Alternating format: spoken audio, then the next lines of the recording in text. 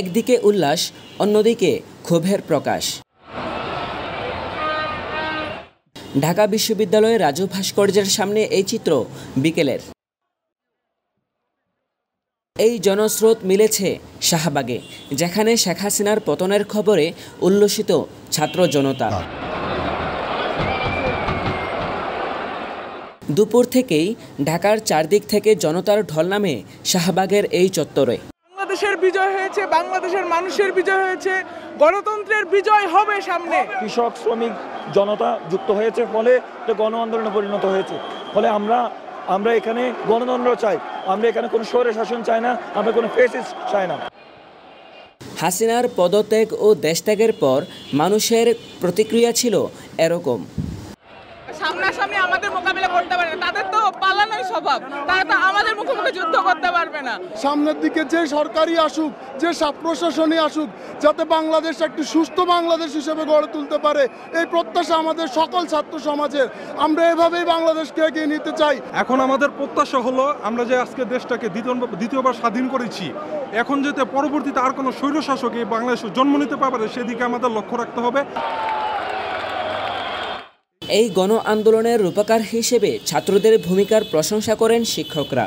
তারা আজকে আমাদের যে আলো দেখাচ্ছে, সেটা আমাদের বাংলাদেশের ভবিষ্যতের জন্য একটা উজ্জ্বল দৃষ্টান্ত হয়ে থাকবে। সারা দেশে একটা গণজোয়ার তৈরি হয়েছে, ছাত্রদের দাবি, সকল দাবি এক দফায় পরিণত হয়েছে, সেই এক দফার আজকে এই ফলাফল। বিভিন্ন স্থানে ভাঙচুর ও অগ্নিসংযোগের ঘটনা ঘটায় বিক্ষুব্ধ জনতাকে শান্ত থাকার পরামর্শ আসে সচেতন নাগরিকদের প্রতিক্রিয়ায়।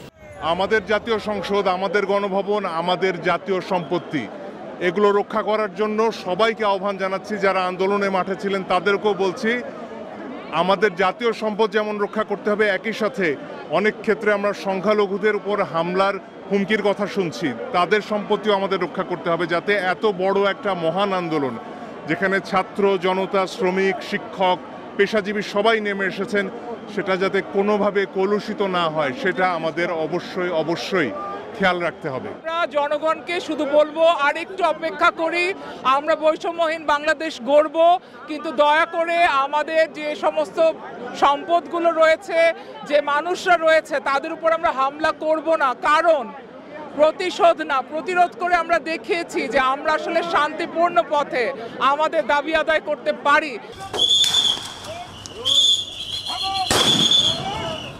এদিকে 5 আগস্ট সকালে ঢাকা বিশ্ববিদ্যালয়ের শহীদ মিনারে ছাত্রদের ছত্রভঙ্গ করতে গুলি চালায় পুলিশ। তবে দুপুর গড়িয়ে বিকেল হতেই শেখ হাসিনার পতনের মধ্য দিয়ে এক নতুন বাংলাদেশের দেখা মেলে।